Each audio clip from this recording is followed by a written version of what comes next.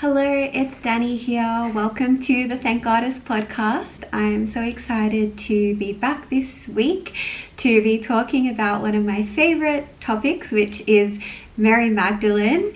I recorded an episode last week on Mary Magdalene and what is revealed to us about her just using the New Testament alone, and what actually it specifically says about Mary Magdalene in the New Testament. And today I felt called to record a podcast on the Gospel of Mary Magdalene. Now, some of you will know I did an episode, I believe it was episode 40. I recorded on the Gospel of Mary Magdalene, and I unpacked the Gospel for all of you. So you might want to listen to that episode before this one if you haven't done so already.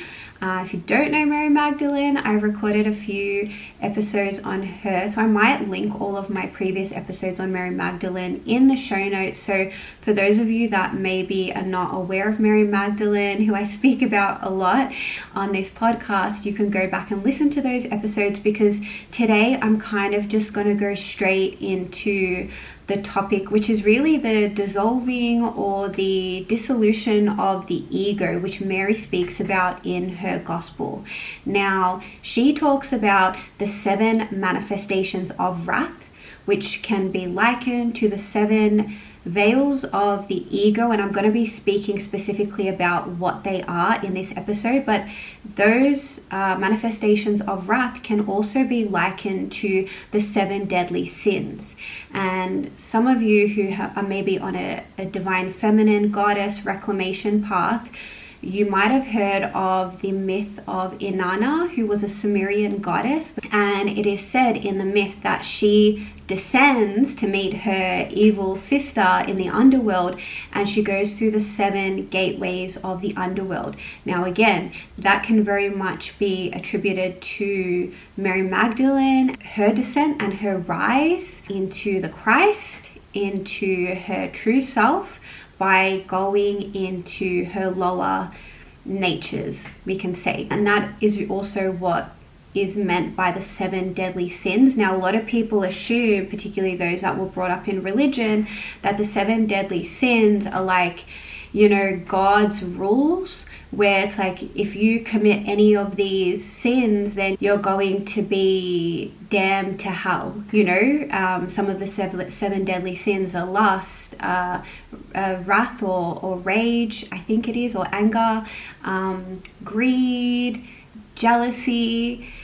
And basically, and I've spoken about this in episode 40, where I unpack the Gospel of Mary Magdalene, is that sin does not mean bad or shameful or you've done something wrong.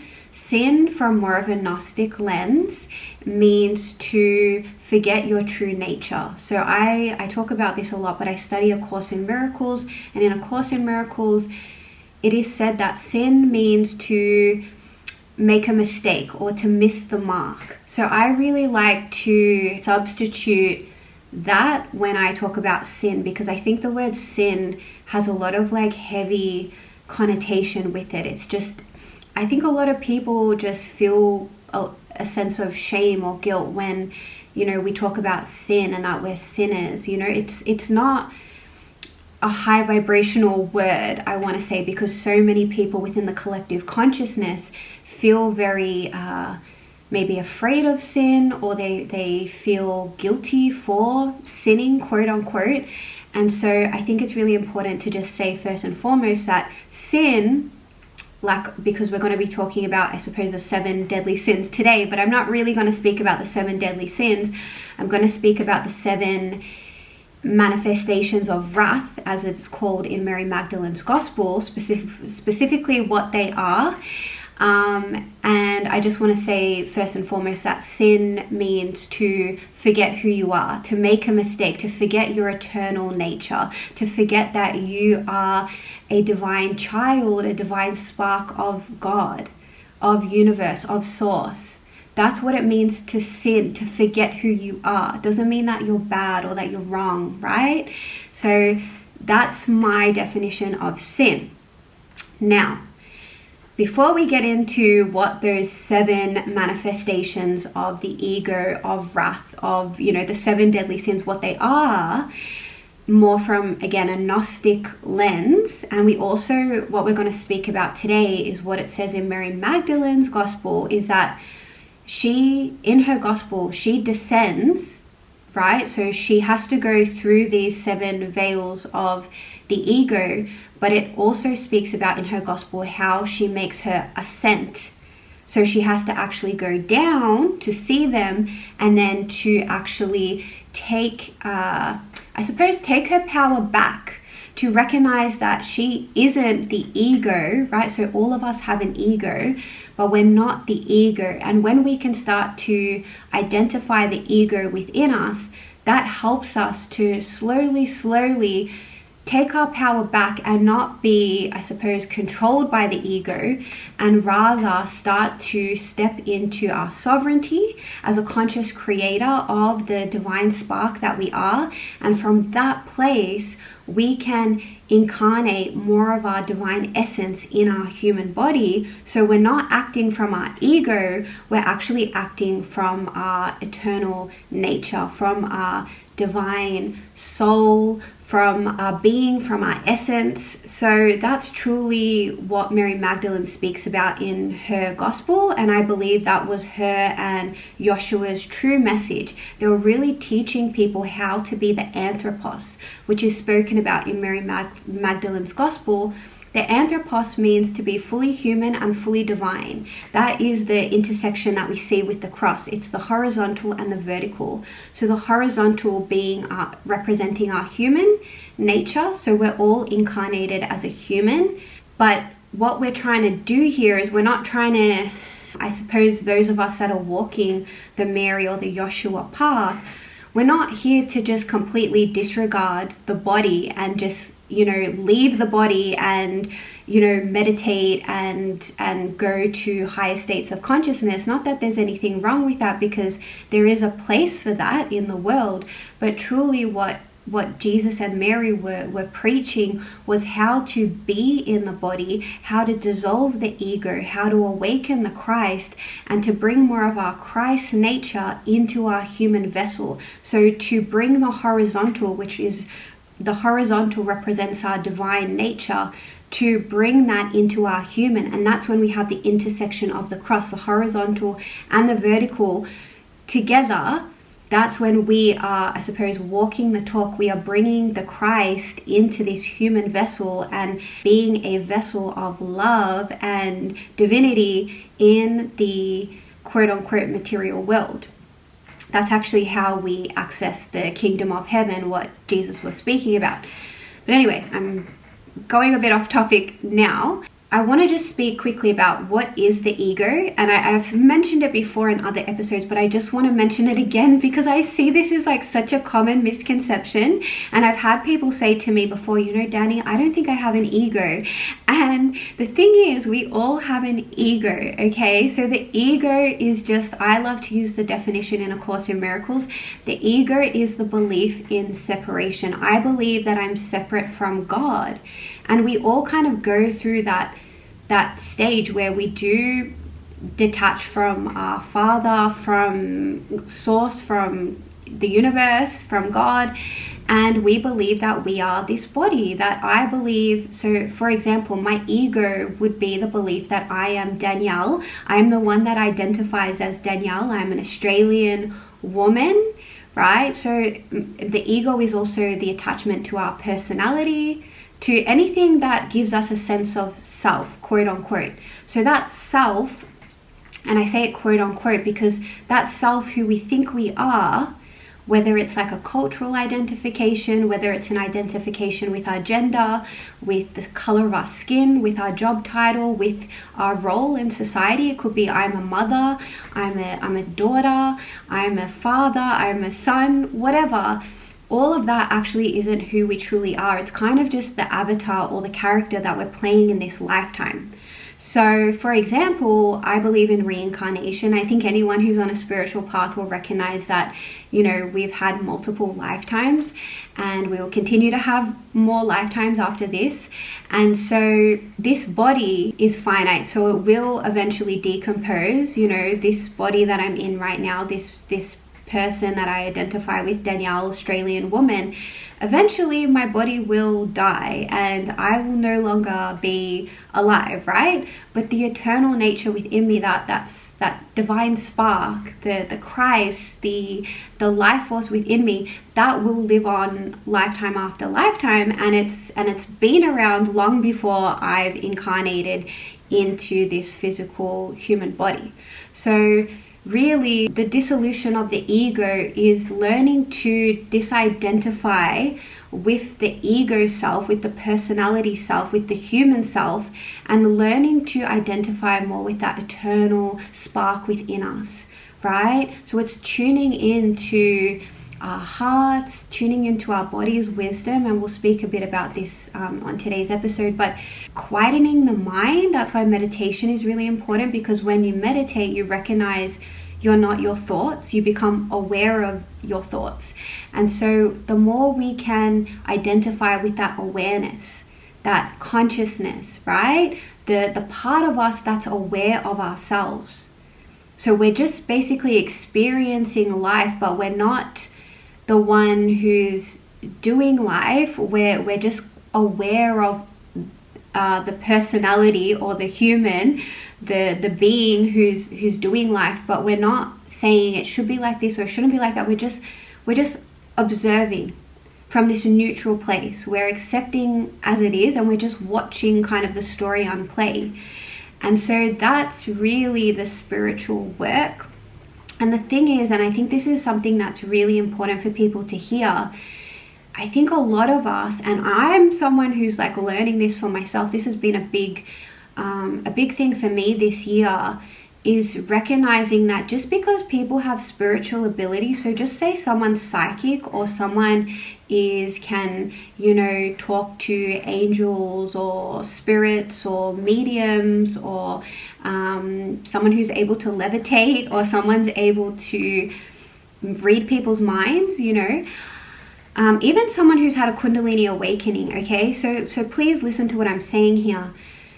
Just because someone has psychic abilities does not mean that they have dissolved the ego. So this is really, really coming through to me today to speak to everyone, that just because someone has psychic abilities does not mean they're doing the work to dissolve the ego. So be very wary about going to people who you believe have spiritual abilities, who have the ability to channel, whatnot, even listening to people like this. Because what I have been seeing this past year, particularly the more I do my own work on dissolving my ego, becoming aware of my ego, what I'm starting to observe is other people's egos, and people that I once looked up to, people that I saw as my teachers.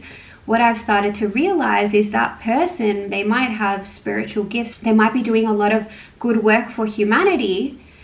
However, what I've started to see is kind of cracks in maybe in their words, in their actions, and I've started to recognize that that person that I looked up to as particularly someone who's like a spiritual teacher in my eyes, I've started to recognize they actually haven't done so much of the dissolution of the ego.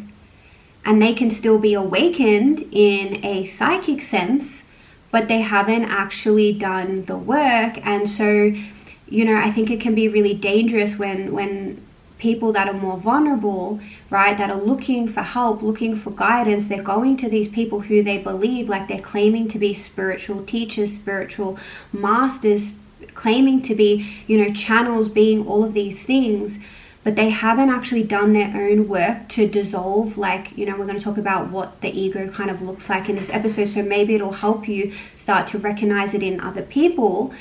But we're going to these people for help or for guidance, and actually they are, it's not to make them wrong or to make them bad, but they still have work to do, okay? And recognizing that they're human and that they're capable of making mistakes, and maybe it's an invitation, I think, for us to really learn to trust ourselves more, learn to tune in and listen to our own discernment. And that's been a really big lesson for me this year, because a lot of illusions, and I think you'll see that in the outside world, you just have to turn on the news, there's a lot of things that are being revealed to us that were once hidden, and this is going to continue to happen. So I think it's really important that we start to tune in to ourselves, we start doing the inner work rather than looking outside of us for the answers. We want to start learning to trust our own body's wisdom, because the ego will often want to seek belonging, right? So it almost like wants to belong to a group or a community, or even we can look up to a celebrity, for example, and we can idolize this person and put them on a pedestal. And we have to recognize that's our ego. So the ego will either play, the superior card, that I'm better than other people, but it can also play the inferior card to say that I am less than another person. So when we glorify celebrities or, teachers, even like to put a teacher on a pedestal and say they're above me, that's your ego working. And if a teacher is saying that they're above you, right, the teacher can be further along in the journey, but a true teacher will never say that they have something that you don't have. And I've definitely spoken about this before in previous episodes. I remember speaking about this, that a true teacher, right, or a leader or someone that you want to learn from will never say that they have the answers and you don't. Like, you need them in order for you to be saved or to be enlightened. They can help you, definitely, but they will always tell you that the power lies within you rather than the power lies within them. And that's something to really, really listen to right now. If someone is saying, okay, again, spiritual teachers, leaders, people that maybe have big platforms and whatnot, if they are saying that they have the powers, that they're special in some way, that they're superior in some way, be very wary of those people, because that is a sign of ego. And when you see that, it's saying that that person, maybe they're awakened, maybe they have psychic senses, but they haven't fully dissolved the ego. And if someone has, a strong ego, you don't really know what they're capable of, because remember, the ego is the belief in separation. So that person, to a certain degree, believes that they're separate from God, and essentially God is the recognition that we are one, that we all come from the one source. So there is no hierarchy. So if anyone is saying that there is a hierarchy, or you believe there is a hierarchy, right, then that is definitely an ego to look at, whether it's in yourself or within someone else. And I want to say, if you're seeing it in someone else, then it's definitely within you, because, as the Hermetic principle goes, as above, so below. So anything we see in our external reality is always within us to a certain degree. So that's why it's being presented to us, so we can look at it and so we can heal it within ourselves. Okay, so now I think I want to talk about what it actually says in Mary Magdalene's gospel about the 7 egos, the 7 veils of the ego. Okay, so I think the first thing I want to do is I just want to read a very short snippet of what it says about the 7 manifestations of wrath in the gospel of Mary Magdalene. Okay, so it says this: freed from the 3rd climate, the soul continued its ascent and found itself in the 4th climate. This has 7 manifestations. The first manifestation is darkness. The second, craving. The third, ignorance. The 4th, lethal jealousy. The 5th, enslavement to the body. The 6th, intoxicated wisdom. The 7th, guileful wisdom. These are the 7 manifestations of wrath. Okay, so don't worry if you don't understand all of that, because we're going to I'm going to do my best to unpack it in today's episode. Why do we want to do this work? Why do we want to actually dissolve our ego? because essentially the ego oppresses who we truly are. So the more we identify with, the ego, which is essentially our conditioning, who we're told we are. So I've been told my name is Danielle, I've been told I'm Australian, I've been told I'm a female. So I've been told all of these things about who I am. And even just like the world has left its impressions on me as well. Society, our parents, everything, all of that conditioning, we believe, we build this sense of self. And so that, again, it oppresses who we truly are, which is the Christ, which is the awareness, the consciousness, the eternal spark of the divine. Okay, so that's who we truly are.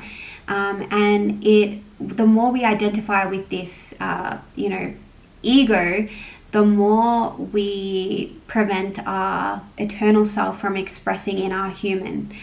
And I mentioned before that Mary and Joshua, what they were truly teaching was to bring more of who we are, the eternal nature, into the body. So we're not leaving the body, we're bringing it into the body. And that was very much what Jesus and Mary were doing. They were walking the talk. They were showing people how to be fully human and fully divine. So before we get into it, it mentions how the 7 veils of the ego are the 7 manifestations of wrath. So Mary calls them the 7 manifestations of wrath. So wrath, we understand, is like anger, right? Like vengeance. And essentially it's the wrath of the ego. So the ego, the belief that I am separate from God, does not want you to remember that you are God, because that means that the ego won't exist any longer. So that's why the ego is so invested in you believing that you are separate from God, and will do everything it can to make you believe that you are separate from God, because if you recognize who you truly are, then the ego just won't exist anymore, right? And so when Mary is talking about the 7 veils or the 7 manifestations of wrath, what she's talking about is how the ego will disguise itself, these 7 illusions that it will disguise itself as, but underneath all of it is the wrath of the ego, which is like the vengeance of the ego. It's like, I always like to think of an ego as like a little child having a tantrum, because the ego wants to get its way, it wants to be right. And so it's like throwing like a tantrum and saying, no, this is what I want, right? So I think it's important to have compassion for the ego, because like I said, if we recognize who we truly are, the ego won't exist anymore. Okay, so it's really doing it, I believe, from more of a frightened place. But anyway, the point being is that what I'm going to talk about now, these 7 veils, these are the way that the ego will express itself to kind of hide its wrath or its vengeance for the eternal being that you are. Okay, so the first one is darkness. Okay, so darkness, what does that mean? So darkness essentially is when we get to the point where we're so consumed by this physical reality from this material world that we get to the point where we're like, what does anything even mean, right? Often this is how our spiritual journey will begin. A lot of us will get to a point, because most of humanity is not aware of their ego. So it's like you get to a point where you're just like, what is the point of all of this? Like I'm chasing my tail. I'm like going through the rat race. I'm accumulating all of these things. And you get to a point where you're almost like lifeless, where you don't see the meaning in life anymore. You're maybe feeling apathy, depression. I know for me, like my spiritual awakening began through a depression. I started questioning my identity. So this is a darkness. It's like you're entering this void. You feel heavy, you feel empty, you feel like, what does anything mean anymore, right? And you're just like, feel nothing, almost like a nothingness. And when we talk about these 7 manifestations of wrath, what we also want to recognize is that there's actually also a gift in each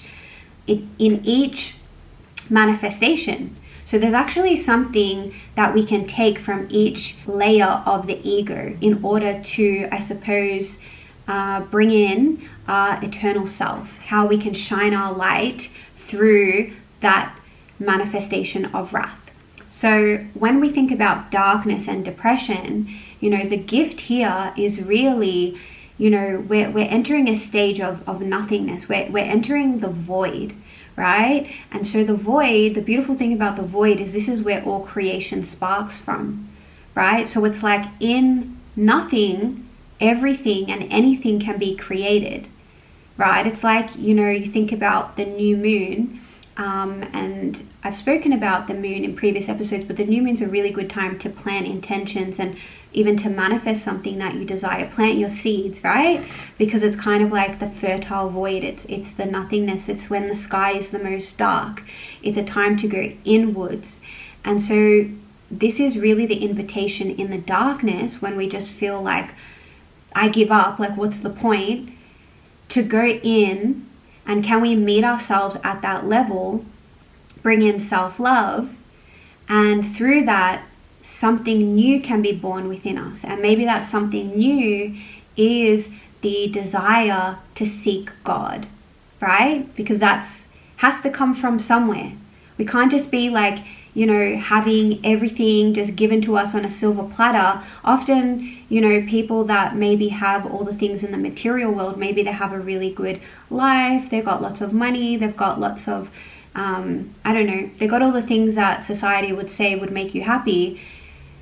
Often it's not until we go through like challenges or difficult situations that bring us more into a darker state, like depression. That's when we actually start questioning, like, what's the point of life? Like we seek more meaning, because we recognize that all of these material items don't bring us happiness. So there's a place for the darkness. So anyway, that's the first manifestation of wrath. The second one is craving. Okay, and so this I was just alluding to it before, which is why I wanted to start speaking about the second manifestation. Craving is essentially clinging, or it's also desire. Now, Buddha speaks about desire being the root of all suffering. And what he's referring to now, it's not the desires in our heart that we truly want to make manifest, but it's like the clinging to wanting this, wanting that, being I need to make this amount of money so I can buy this car, so I can have this kind of wedding. It could be like clinging to this idea of a relationship, like an intimate relationship, craving for a bigger home, a nicer car, a better job. That's kind of the desire where Buddha's saying this is the root of all suffering, because the problem is like the more you accumulate, you get to a point where you feel like it's never enough, like you'll always want more. The ego is never satisfied. It always wants more and more and more and more. And the reason for that is because what you truly, if you want to go you go a bit deeper here, what you're truly desiring is God. You actually desire God. Because you don't know that, you're trying to seek that God, or that fulfillment of what it is you truly desire in the external reality. So you're like, okay, maybe if I get this relationship, maybe if I get this house, then I'll be happy. Maybe if I just get the pool, then I'll be happy. Maybe if I get this job, maybe if I make this amount of money, then I'll be happy. Once I get the wedding, once I have children, then I'll be happy. And it's always this like, I'll be happy when. And I think most of you on a spiritual path will know that there is no such thing as the future or the past. It's only the now, the power of now, Eckhart Tolle, right? And so if you're not happy now, you're not going to be happy tomorrow, because tomorrow doesn't exist. And it's like, as long as you're craving things like, I need this, I need that, and just wanting more and more and more, and that's not to say that wanting something is wrong, but it's when we are never satisfied with what we have, right? So it's like when we're children, it's like, I really want this toy, I really want this toy. We tell our parents like, please buy me this toy. And then we get the toy and then we play with it for like a week, and then we throw it out and we're like, oh, I'm not interested in it anymore. That's the ego. And we have to be very aware of the ego, because that craving, that desire, it'll never ever be enough. It'll never be enough, and you'll never have peace. If you're always wanting something outside of yourself, I guarantee you'll never have peace. Jesus always spoke about how peace is in the here and now. It's right now, and you have to choose that for yourself. And so the gift of this ego that, I think we get to a certain point, hopefully in our lifetime, if not this lifetime, maybe the next lifetime, but we get to a certain point where we recognize like having things and like accumulating, we recognize like, actually this doesn't bring me happiness. Like now it's the next thing, and now it's the next thing, and now it's the next thing, right? We never get to that place of enough. And the beautiful thing about that is that it invites us to bring our focus back inwards and recognizing that we already have everything within ourselves, that we already are sovereign, that we have the peace of God within ourselves. We have happiness right here, right now. We have this present moment. We have our breath. We have life force right here and right now. There's nothing outside of myself that I need. I have God in me right now in this present moment. And that's the beautiful thing about this ego of craving, is that once we've craved so much, we often get to a point where we're like, this is not actually fulfilling me anymore. And then we turn the focus back to ourselves. Okay, so the next one is ignorance. So ignorance is, if you break down the word ignorance, it means ignore. Ignore. I think that's key to understanding ignorance. There's a few different ways we could like kind of look at the ignorance, but essentially what it's saying is when maybe something is not right. I think all of us have a moral compass within us that tells us like, this is right, this is wrong. Maybe it's like killing someone. I think most of us know that killing another person is not right. So that's why we don't go out and kill people, right? So we have this moral compass, but I think sometimes we can, the killing thing is quite an extreme example, but sometimes we can look the other way when something's like a bit, when we feel like, oh, it's not really my problem, or like, what can I do? Or, we just kind of turn a blind eye to something. It's like we pretend that we're ignorant. Like ignorance is bliss. But the thing with ignorance is it'll never bring peace to your soul to pretend that something's okay when it's not. Like for example, I'm sure, and again, this is another extreme example, but people that fight in, like soldiers that fight in wars, I'm sure there's, on some level, there's a part of them that feels it's not right to kill another person. And I think that's why so many soldiers suffer from PTSD after wars and things like that, is because they feel guilty for having killed other people, right? And maybe they justified killing for a cause. Like maybe they were like, no, I'm fighting for my country, I have to defend my people, or whatever the indoctrination is that they believe like killing is just. I'm sure they justify it to themselves, and the people who are running the military would be enforcing the beliefs within them as well, the soldiers. But there must be something in you that's like, this is not right, because on some level you recognize that that person, regardless of what they've done, they're a human being, and they are like I said, a spark of the divine. They are God, and I know these are really extreme examples. Like to bring it into more of like something probably more tangible for you is, how often do we judge other people? How often do we judge our neighbors, our family? We judge people on the TV, politicians, celebrities, right? You've got the whole Diddy scandal happening at the moment. How easy it is for us to judge all the celebrities and be like, oh my gosh, they're all, I won't go into all of that, but you can get my gist. So it's easy for us to judge, right? And to not actually take responsibility for how we are contributing to that. Now, I know this is like a very, I want to say high level conversation, because a lot of people will be like, but that's them and not me. And when I say high level, I'm not talking about it from like an arrogant point of view, or, I'm talking about it from more of like a higher understanding. So when we recognize that we are all one, when we recognize that we are all God's children, that we all come from the one source, that eternal spark within us is connected to each and every one of us. There is no separation between me, you, Diddy, Donald Trump. I'm just trying to think of like some polarizing characters, even a tree or an ant or a mosquito or a spider or a rock.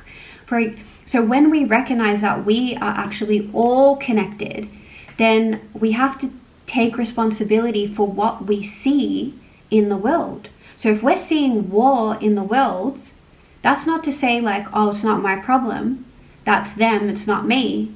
Actually, if we're seeing it, remember I said before, the Hermetic principle, as above, so below. If I'm seeing it with my eyes, if I can see it in my reality, it means it exists within me. So where am I at war within myself? Right? That's what we really need to be asking, rather than judging and blaming and projecting onto everyone else. That's ignorance. That's like, it's not my problem. Ignorance is bliss, right? Quote unquote. That's the famous saying. But it's not bliss, because as long as you're projecting and you're blaming other people and you're saying or judging other people, you will never, I guarantee you, as long as you're doing that, you will never ever be in peace. The only way to have peace and to access God's kingdom is by doing the inner work, and to look at your own shadows, to look at your own ego. Oh, that person on TV is lying? Where am I lying? In my reality, where am I lying to myself? Have I ever lied before? Oh, I have lied before. Maybe I could have compassion and forgive myself for, telling that lie once before, or twice, or 3 times, whatever. And it's not to make ourselves wrong, or to hate ourselves, or to shame ourselves, but the gift of this ego is really about recognizing that we all have an ego, and we're not perfect, right? And we don't want to be perfect, because there's actually perfection in the imperfection. And can we, rather than judging others for their imperfections, can we look at ourselves, take that opportunity, if we're seeing quote unquote imperfections in others, can we look at our own imperfections or our own ways that we've maybe not acted in our highest integrity, or we may have been selfish before, we may have told lies before, maybe we've been jealous of other people. Can we look at the ways that maybe we haven't acted in our highest accord, and just bring love to it and bring compassion and say, you know what, I forgive myself, I'm going to work through this, and I'm going to try and be a better person. Doesn't mean I'm going to be, healed from this thing for tomorrow, but I'm aware of it, and I'm going to try and do the work to forgive this within myself and to not make the same mistakes in the future, right? And when we do that work, that will ripple out into the collective, and that's how we actually change the world. It's by doing the inner work. This is how, so I would classify myself as someone who's Gnostic, or on a Gnostic path, which means to know thyself. And Gnostics believe everything is inner work. Doesn't mean that there's not a time and a place to take action in the world. Sometimes we do need to speak up for something, or do something in order to create change. But a lot of that change needs to happen on the inner plane before it manifests on the outer plane, if that makes sense. So we need to be doing the inner work. We can't just go around saying, hey, this is wrong, and like pointing the finger at everyone else, when we are in conflict within ourselves. We're being hypocrites, and that just creates more ego within ourselves, and it makes us like even more confused as to how to incarnate our true essence into our bodies. So the next one is lethal jealousy. And this one's interesting because like Mary Magdalene, she doesn't just say jealousy, she says lethal jealousy. Really, what Mary is referring to when she speaks about lethal jealousy is this desire to possess, like it's mine, right? You think of like a little child who has a toy and it doesn't want to share the toy. It doesn't recognize like its brother or sister is itself. Like it sees the sibling as a separate self, and it says, I don't want to share my toy with you because my toy is mine. And it's almost like this fear of, I suppose, fear of lack, like lacking, like if I give to you, then I will have less. This is a very big ego in the collective, right? Like this is huge, because A Course in Miracles talks about this a lot, how giving and receiving are one and the same. So the only thing you can truly give is something that you already have, and by giving that thing, you actually receive it back to you. And it's, you know, I mean, this is like a conversation. We could just do a whole podcast on giving and receiving, and the laws of karma, and how this like the cause and effect, essentially, like how this all plays out. But to bring it back into lethal jealousy, I'll give you some tangible examples about how this ego manifests, right? So I think a big one is in our relationships. So a lot of people, and this has been a big realization for me since studying A Course in Miracles, because it speaks a lot about the holy relationship versus the special relationship. And the special relationship refers to the egoic relationship, and the holy relationship represents where you see the Christ in one another and you're not attached to the physical matter of another person. So when we talk about, I guess, the special relationship, or this ego of lethal jealousy or possession, like it's mine, we could do that with our relationships. Like I think it's really common in like intimate relationships, even when we think about marriage. Like, you know, when we exchange wedding rings with one another, the rings are not meant to symbolize bondage. They're really meant to represent alliance with that person, but not bondage. Like, I own you, you can't ever leave me, right? How many people, when they get broken up with, then try and make the other person feel really bad because they've maybe had a change of heart, maybe they've met someone else. We believe that when we're in a relationship that we own that person. That's the ego. The ego says, I own you because we got married or we're in a relationship. And actually what it says in A Course in Miracles, that's not love, because love never wants to own or control anything, right? And we don't just do this with humans, we do this with nature. We do this with trees, we do this with animals, right? True love is acknowledging someone's free will.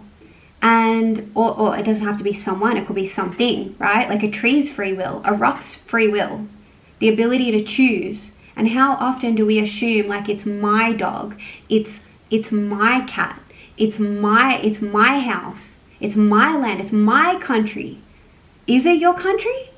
Did you ever communicate with the land and ask the land, like, hey, what do you think? What's your name? No, you labeled it Australia, or you labeled it Britain or Africa. Like, did anyone actually ask the land, like, who are you? What are you? Or even the fact that we call it land.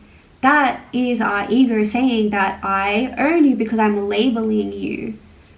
And that is how the ego operates. The ego is like a labeling system. The more it labels things, the more it claims it as its own, or it believes that it's right because it knows what something is. And so often as humans, we just label everything. We label a tree. And something I've been really learning to do this past year is, like, rather than labeling the tree or labeling the plant, I go to the plant or the tree and I ask, hey, hi, my name's Dani. What's your name? What are you? Tell me what you are. Tell me what's your medicine. Tell me how I can love you. Show me what I can give you. Rather than me, what can I take from you? What can I tell you that you are? That's the ego. And it works in very, very subtle ways. Once you see it in one thing, you see it playing out in a lot of things. And I know this is a very hard pill for a lot of people to swallow, particularly around the relationship thing. Oh, and a big one, kids. I own my child. They're my child. I get to decide what they do, what they should want to do with their life, what kind of career they pursue. I only want the best for them. I love them. I only care. You know, that's why I want to control them, because I know what's best, because I love my child so much. Actually, that's your ego. Your ego believes that it knows what's best for your child. But have you actually asked your child, what do you love? Who are you? What are you? No, we tell the child its name. We tell the child, this is, this is good, this is bad. This is how we condition the children to identify with the ego. And often our ego then gets passed on to our children's egos, and so on and so forth. And I know this is this kind of goes against everything we've been told in our society, because, a lot of people believe that that's how it is. Like we do own our partners, we do own our children, like they are ours. We do own our houses, we do own, our pets, we do own all of these things. But truly, when you start this spiritual path and you start the dissolution of the ego, you recognize actually we don't own anything, and we don't want to, because true love is recognizing the divine within everything. It's recognizing the divine within your children. It's recognizing the divine within your partner. It's recognizing the divine within a tree, within an ant, within a spider, within a rock. And when you can start to recognize that all of those beings are divine as a you, then you can start to truly see that being as who it truly is, not from what you project onto it. And that is when you start to walk in the land of miracles. That is when you start to access the kingdom. That is exactly what Jesus was talking about.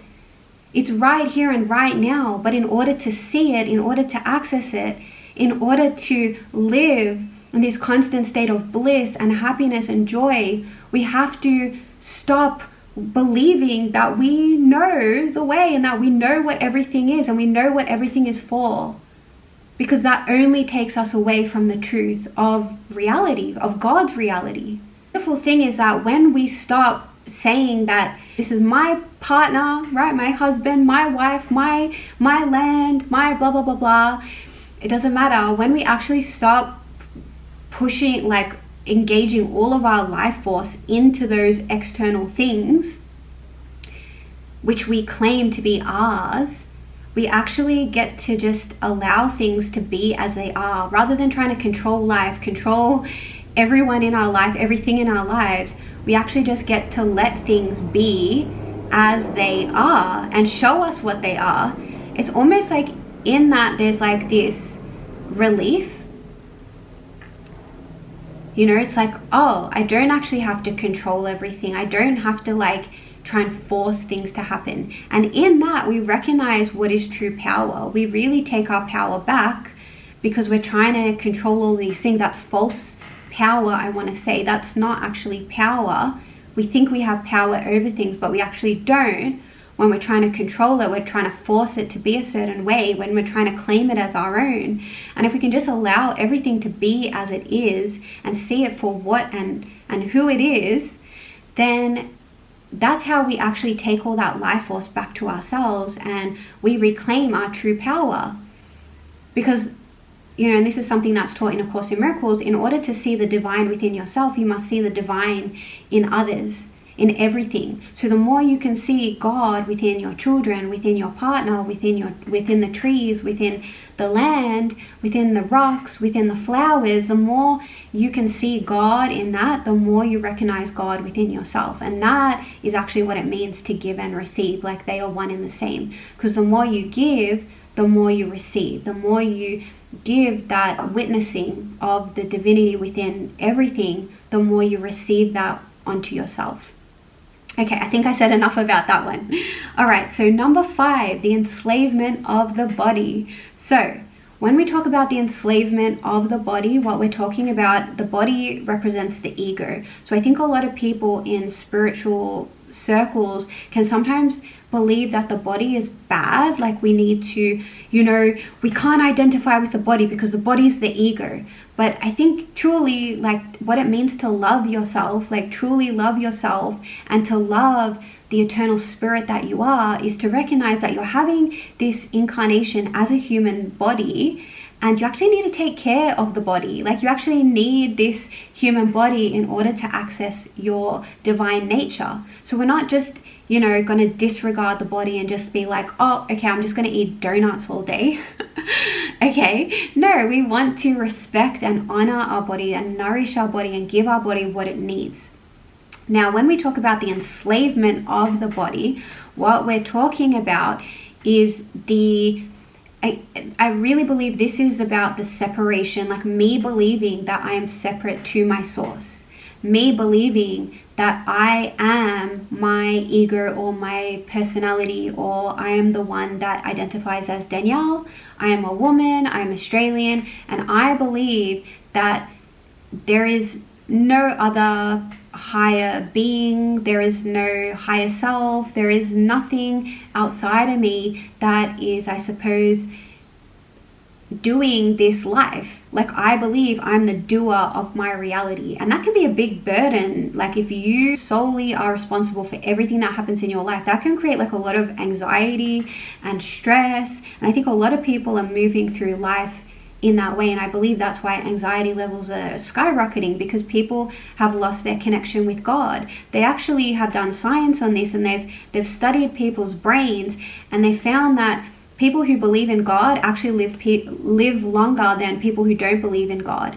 And the reason for that is because when you believe in a higher power, regardless of what that higher power is, it's like you know that you are connected to something higher than yourself, that in a way you can pray, you can ask for help, you can ask to be delivered from a situation that's causing you a lot of pain and suffering. And for those people that identify as atheists, or people that really glamorize science and that, you know, everything is just purely matter and physical, they can end up taking on a lot of stress and burden, even unconsciously, because they feel solely responsible for everything that happens in their reality. And then when they go through hard times, which is inevitable in this life, like, we're not here to just, you know, skate through life with no problems. Like, it's often the harder times that actually help us to grow. If we feel like we're completely alone in those situations, it can be very hard to navigate. So that's really what this ego is pointing to, this enslavement of the body. It's really like prioritizing science over spirituality. Like, this is fact, and I don't believe in anything that's like woo-woo, or, you know, I don't believe in God, and it severs the connection between spirit and the body, because actually the body and spirit are one. Our body is actually contained within our psyche, in our soul, which have all been manifested from our eternal divine self and from God, source, universe, right? The creator. So to think that we are just like completely on our own, that we're just doing this life without any help, even like, how does our heart continue to beat? Like, how do we just breathe so effortlessly? How does nature just regenerate? Like, how, like, all the mysteries of life, like, do you really believe that it's just like a big bang and everything was just created? That's the fifth ego. And so the beautiful thing about this one, like the gift that we can really receive, is that, you know, maybe through our trials and tribulations, we actually recognize that we are connected to something higher than ourselves. I think a lot of us come into our spiritual awakenings because we have something miraculous happen in our lives. Like, sometimes, you know, we might deem it as a miracle, or we might have like an interaction with a being that's, you know, a higher dimensional being. I like Carl Jung, how he explains, like, often it's the synchronicities in life. You know, you start paying attention to all these, you know, what people would call coincidences, quote unquote. They're actually synchronicities. And that's when we're seeing synchronicities, the more and more synchronicities you're seeing, even if it's like 111, 222, you're seeing butterflies everywhere, and they mean something to you. When you start seeing these synchronicities everywhere, that's when you actually know that you're like tapping into the oneness of God. That's what it's really trying to communicate with you, that you're in tune with God, with a higher power. And so the more you start seeing that, the more you recognize that, hey, I'm not alone. I'm not alone. There is a sense of belonging. The sixth ego that we're going to talk about, or the manifestation of wrath of the ego, is intoxicated wisdom. So essentially what this is false wisdom.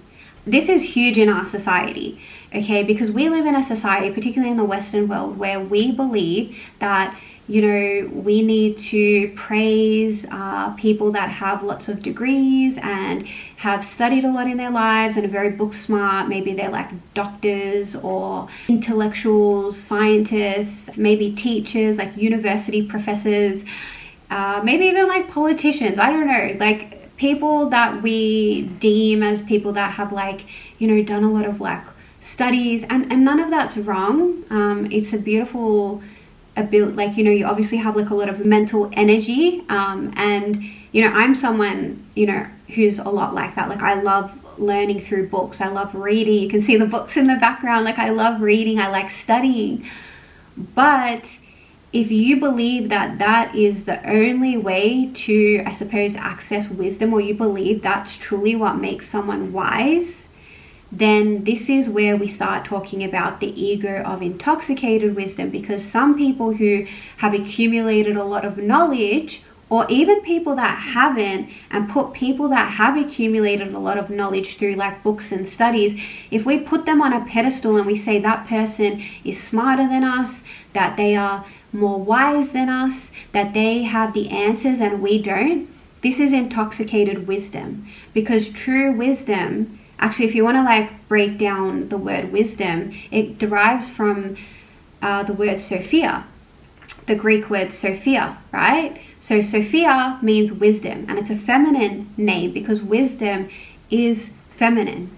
And so even if you want to talk about philosophy, right? Philo means love in Greek, and philosophy, which is like Sophia, it's the love of wisdom. And so we often will think of philosophy as someone who's like studies all these books and, very well read, and maybe has written lots of like theses on blah, blah, blah. But actually, true wisdom, when we talk about Sophia, more of a wisdom of the heart, it's of the body, intuition, of inner knowing, right? And it's nothing that can be accumulated from outside of yourself. It's actually your body's inner wisdom, which we all have. We all have an intuition. And so often we haven't been taught how to tune in with our intuition. But that's truly what wisdom is. It's to discover the mysteries from within.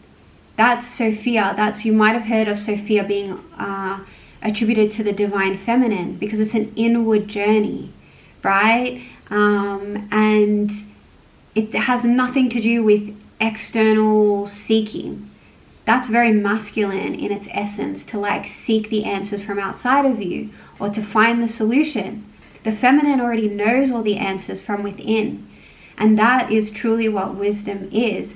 And we live in a society right now which very much does not believe that. We believe that the wisdom is outside of us, that in order to be considered someone of high prestige in this society, that you need to study, you need to have a degree, you need to go to university, you need to go to school, you need to have all these certifications, blah, blah, blah. And that is just, that's an ego. Because guess what? People that thinking that that's what makes someone valuable, or if that gives you a sense of pride about yourself, like, oh, guess how smart I am, like I've got all of these blah, blah, blah certifications. Again, not making them wrong. It's amazing that you've done that, but that doesn't make someone else less wise than you. That doesn't mean that you have answers and you can't learn something from someone who's maybe never been to school in their life. Maybe someone who never read a book in their life, someone who's illiterate. We so often think that people like that can't teach us anything, and that is the biggest lie we've ever been told, because every single person that you make contact with in this life is teaching you something. It's never about them. Even if someone's asking you a question, that question is really something that you need to look at within yourself, because everything is a mirror. And that's really the Gnostic path, to recognize that wisdom comes from within. And so life is always teaching us something. Even a tree could be teaching you something. How often do we think like, oh, I know more than the tree? Do you? Do you really know more than the tree? Have you asked the tree what it knows? You might be surprised. Have you asked the dog maybe what it knows? Have you asked a rock what it knows? It's ignorant and arrogant to think that you know more than a plant or an animal or the sun, you know, or to think that you're more wise because you've studied in university opposed to someone who's maybe studied the stars, or someone who speaks to plants, or someone who knows how to manage a garden. I mean, these are all things to think about, but it's definitely an ego to think that knowledge or wisdom is acquired from external sources, because every single being has an infinite library within them, you know, just infinite amount of wisdom that's wanting to be accessed, and it's all there within you. And we can learn something from every single encounter that we have in this life. And so the final one that we're going to talk about, the seventh veil of the ego, or the manifestation of wrath, is guileful wisdom. So guileful means to act sly or cunning. So it can kind of be malicious behavior or actions. And so when we talk about guileful wisdom, we're really talking about, I suppose, anger or rage or wrath, or kind of taking out our frustration out on others, right? So there can be a time and a place where anger and rage is a good thing and can be used, like we can process it in a conscious way, but we can also use it in like a destructive way where we're just consumed by ego consciousness, where we just, you know, when people will lash out and they're almost like possessed, or they'll say like, I was possessed by my anger, I didn't even know what came over me, you know, and they can act in like abusive ways, physical, verbal, sexual, like just completely lash out at another or themselves, even like self-mutilation maybe.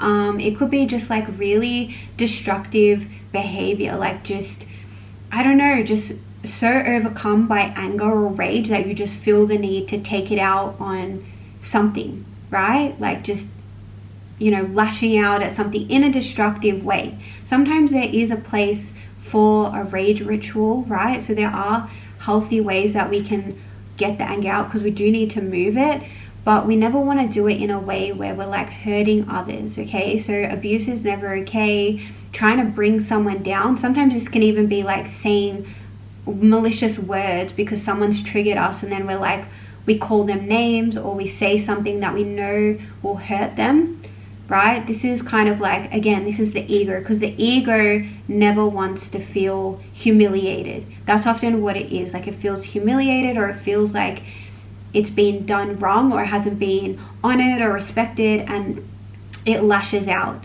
And so anger is not entirely bad, because sometimes it can show us our boundaries. Sometimes anger can teach us where someone is crossing a boundary. That's why we get angry. Sometimes we need to get angry, like if someone's getting, you know, abused for a long period of time, and they're being quite passive and tolerating the behavior because maybe they don't believe that, you know, they're worthy to be treated in a more respectful way, then sometimes it's necessary to get angry and tell that person to F off, or, you know, to push back and say, hey, it's not okay to treat me like that. And sometimes anger can be really great because it can create clarity for us, and it can show us where we need to stand up for ourselves, where we maybe need to set a boundary, where we need to say no. So sometimes anger can be a gift, okay? But again, we don't want it to be in like this destructive way where we're just hurting other people, we're being malicious, where we're just, you know, destroying anything in our path, and we're not conscious of the anger and our actions. Okay, so we never want to take action from the anger. We want to use it as a tool to be like, oh, okay, this is showing me, you know, I'm getting triggered for a reason here. Maybe I need to set a boundary, blah, blah, blah. But we don't want to just get angry and then just like act out of anger. You know, when it comes to a calm state, and maybe we do need to have like a tough conversation with someone, but we want to do it from a place of love, and clarity, and from a place of centeredness. So we're feeling centered rather than just doing it from this impulsive, like I'm just just letting this energy just take over me and destroy anything in my path. So that's all the 7 manifestations of wrath, or the 7 veils of the ego, or you could even liken it to the 7 deadly sins. So that's truly like what Mary explains in her gospel. And we know that she descended, so she became aware of her egos, but she also made the ascent, which is clear in her gospel. We know that she's ascending through these 7 manifestations of wrath, so she can really incarnate her Christ nature, her eternal self, her true essence into her physical body. So she can be fully human. She can be the intersection of the horizontal and the vertical, fully human, fully divine. That is exactly what Mary speaks about in her gospel. And this is really the pathway that we can all do it by recognizing these 7 egos that we've just spoken about in today's episode. Can we recognize them within ourselves? And once we're aware of them, that's when we can start working on them. Because if we're not aware of them, and if we're just acting unconsciously and we're just repeating the same thing and again, not recognizing that all of these things are not actually who we truly are, then we're not allowing our true expression to come through our bodies and be what Mary classifies as the anthropos, the fully human and fully divine. So the final thing that I want to speak about is, what do we do if we want to walk this path of Mary Magdalene, or even Joshua, or anyone who's walking the spiritual path to dissolve the ego? How do we actually do that? So the number one thing to do is, of course, awareness. It seems simple, but I mentioned before that most of humanity are not aware of their ego. So you even just listening to this podcast, like if you're here and you've actually stayed with me throughout this whole thing, you're doing it. This is the work. It's like understanding what is the ego, and there's this desire to want to access more of the Christ, of your eternal nature, right? Like there should be this yearning, like, yeah, I don't know what that is exactly. Maybe you don't even really understand what God is, or you're really new to this awakening path, but there's like a yearning that I know this is right, and maybe I don't have all the answers on how to do it, but there's like a natural desire to awaken and to dissolve the ego. And becoming aware of it, like listening to podcasts like this, and actually maybe listening to a few enlightened teachers. I think the Gnostic Gospels are really good for really understanding Yeshua's true teachings. Even I really like The Power of Now or A New Earth by Eckhart Tolle. I'm reading A New Earth at the moment, and that speaks really in great detail about what the ego is, and I think that's a really good place to start. A Course in Miracles is amazing for dissolving the ego. There's so many different pathways, but truly the thing that I really want to make key in this episode is that in order to truly be a spiritual being, or like to kind of claim that you are truly on an awakening path, it's not just about awakening the psychic senses, it's also about dissolving the ego, because people can be born with their psychic senses open. We don't know what we've done in previous lifetimes. Some people may have worked a lot to develop certain psychic abilities, and then in this lifetime they have certain powers, quote unquote. But just because someone is doing the spiritual work, or what we deem as spiritual work, doesn't mean that they're actually on a spiritual path. The spiritual path must be determined in each lifetime by the initiate. So you, right, have the power to decide, yes, this is the path for me, and I'm going to do everything I can to dissolve my ego, to work on myself so that I can truly become an anthropos, fully human and fully divine, right? I can bring forward who I truly am, rather than just acting on the conditioning, or me believing that I'm superior to others or inferior to others. Like, I want to remember who I am, and I want to bring that essence forward, and I want to be an embodiment of that Christ, of my eternal nature.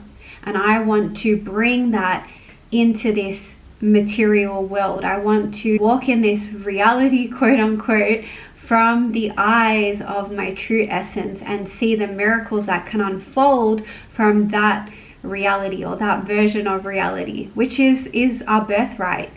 That's kind of what the journey is about. That's why we incarnate. It's to see if we can actually remember who we are. And we will all get there, whether it's this lifetime or the next. We will all get there at our own stage. But if you're listening to this conversation, I want to say you're well on your path to awakening if you haven't done so already. Because again, like, most people are not interested in having conversations like this. Most people are not ready to look at themselves and where maybe they might be imperfect, right? That's what we have to look at in doing this work. And one of the veils of the ego that I spoke about, the ignorance piece, right? Ignorance is looking the other way and not doing the work. So really, when we recognize actually there is work to be done, there are things in me that I don't necessarily love about myself, or I know they're not in accordance with my true nature, that actually humbles us and it brings us to the teachings. And that's why we're here, right? Because we want to remember our divinity and our eternal innocence, and really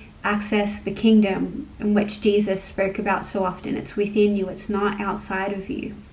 So I mentioned before, the first thing you can do is definitely bringing awareness, and you might want to maybe reflect at the end of each day. You might like to just go through your day and just recognize, hey, where am I maybe acting out of ego, and where was I in alignment with my eternal nature?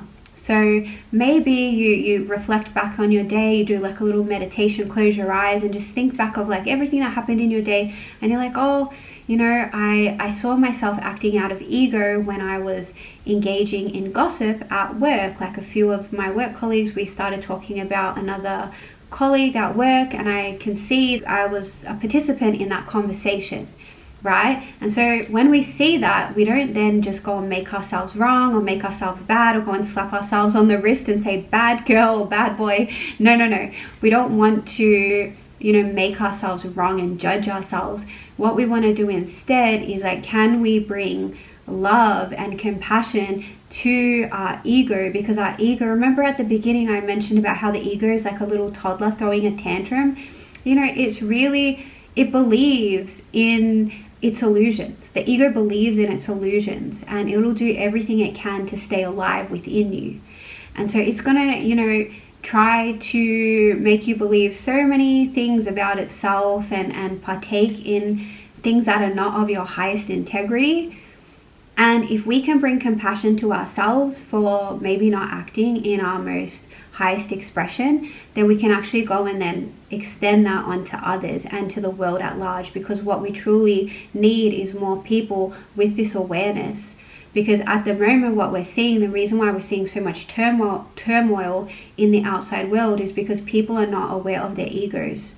And as above, so below. So everything we're seeing out there is actually within us. And so the Gnostic path is to take responsibility, not turn a blind eye and say it's not my problem.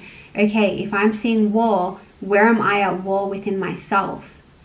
If I'm seeing people lying, where am I lying? Where have I lied, right? So we're constantly bringing our attention back to ourselves. If we don't want to do that, we can look just at our day. Where have I, where was my ego present? Where was I clinging to something? Where was I trying to control something or someone?